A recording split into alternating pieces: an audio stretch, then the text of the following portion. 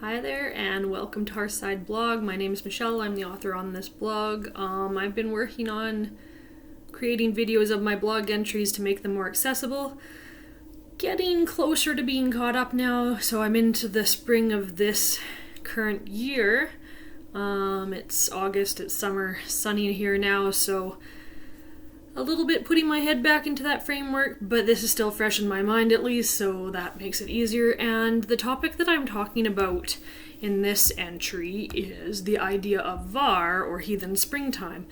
And where this is coming from is this book right here, The Lunisolar Calendar of the Germanic People by Andreas Zautner. Really good book, highly recommend, definitely one of my favorites currently.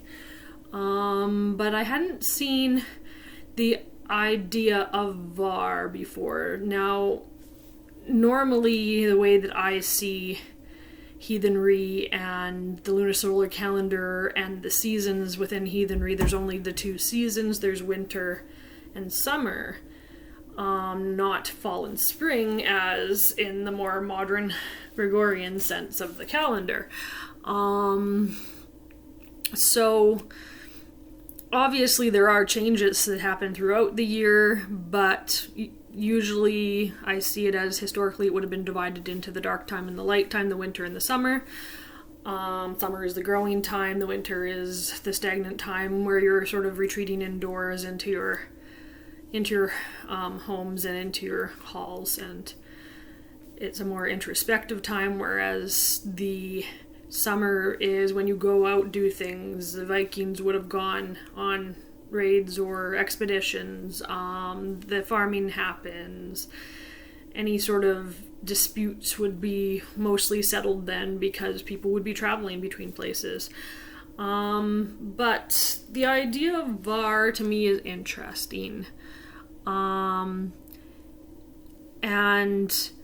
it's the idea of, to me, a planting season. Because in order for your agriculture to grow in the spring, there has to be, or in the summer, there's going to have to be a time when everything is planted and put into the earth. Now, of course, some things get planted in what is modern day fall, but a lot of things are planted in springtime, or VAR. So VAR has to do with a lot of sort of historical festivities in Nordic countries, and most significantly would be Sigurblot, which is the beginning of summer, but they're not completely coinciding with the beginning of summer. It's sort of like VAR is a season that's sort of the end of winter, beginning of summer, stretching from probably mid-March into mid to late May. And different things happen in different regions.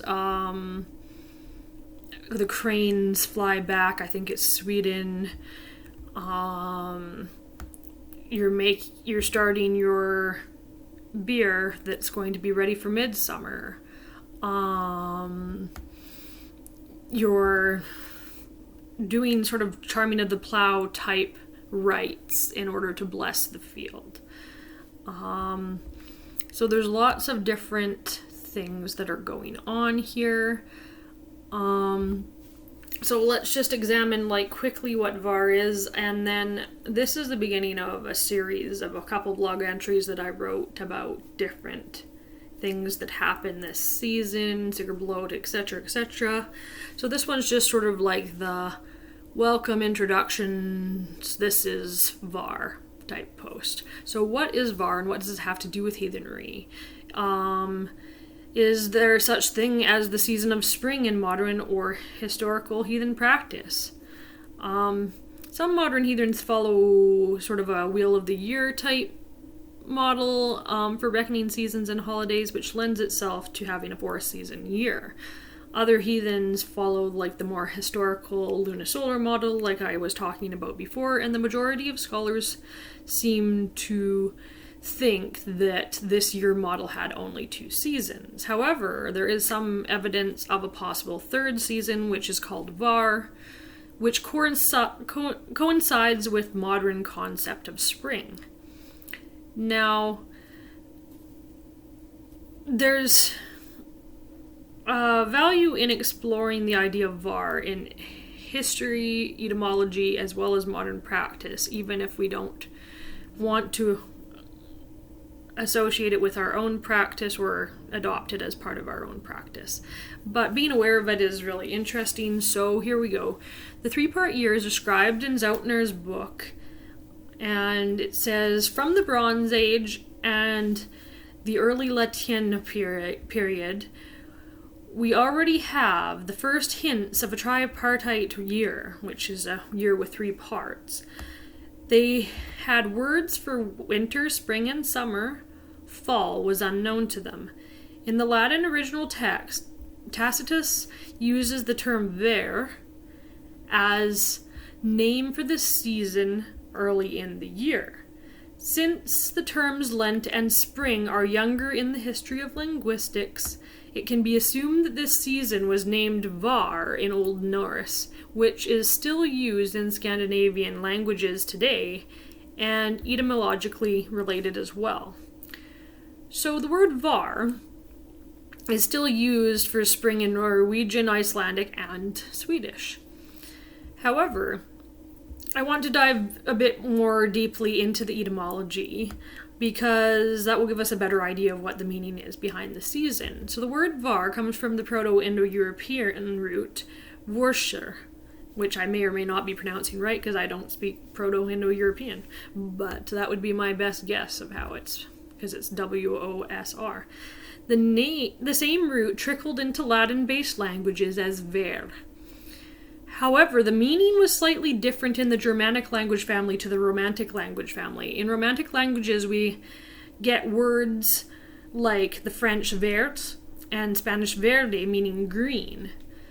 If we follow along from its root, we gather also that the word vernal, which is the vernal or spring equinox, is related. Unlike the Romantic languages, though, the Germanic languages family did not have the same meaning surrounding green to describe spring. Instead, var means to clothe.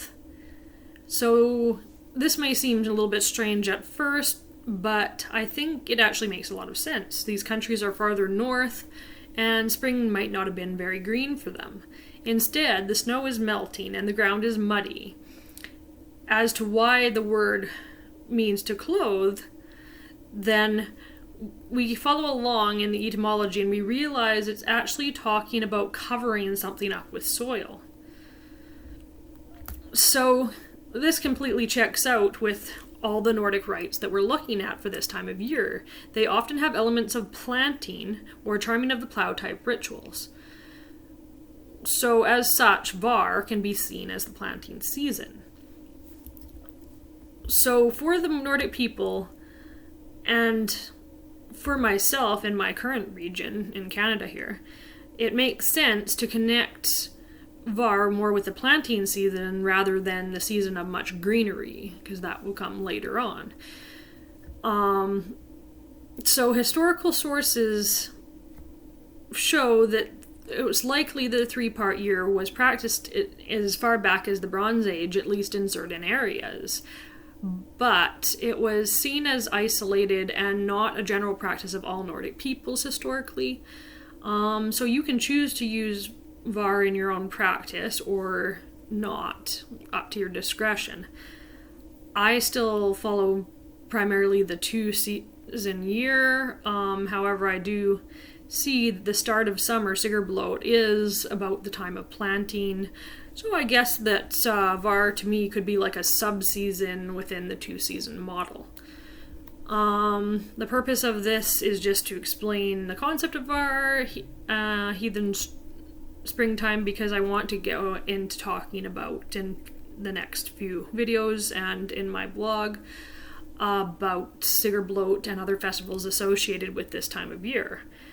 I think that the concept of planting is integral in the understanding of Sigurblot, and how the Sigerbloat rites have changed and morphed in modern Nordic traditions after the arrival of Christianity. So that's what Var is. I hope that you find that interesting, learned a few things, and yeah, definitely check out this book. Highly recommend this one. Definitely worth the price. I wasn't sure till I had it in my hands, but yes, a wonderful book. Okay, I will see you next time.